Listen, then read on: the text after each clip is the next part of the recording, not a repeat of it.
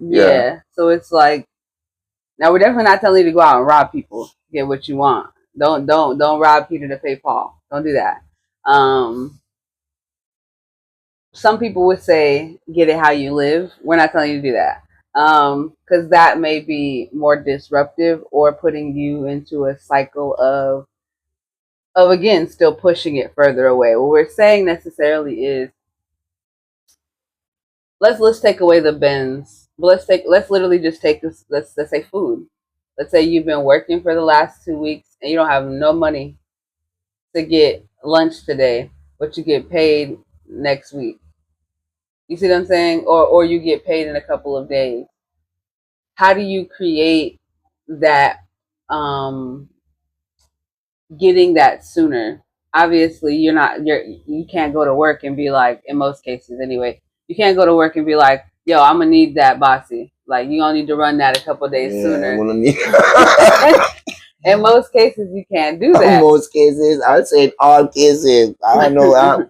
Yeah, let me know. I want that job. But there are other, let's say in this case, community resources. There might be a neighbor that you'd be like, hey, I get paid on this day. You know, can you da da da da? So there's lots of different ways. There's a solution to every problem. So thinking of it in that mindset, be like, okay, this is my problem. What can I do in this time frame? Who can I reach out to? Again, we did touch on community before, but building that community, which may not be with your family or relatives or your local church or wherever, building that community is very important because there's always someone that that you have to rely on, but who can also rely on you. Because just as quickly as you will get things, it's often you have to turn around and help.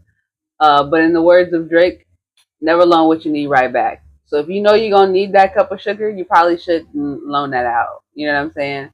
But if you have a cup of sugar and you have enough to share out, then share out. But having that discernment of knowing when to hold them and when to fold them, when to walk away, when to run.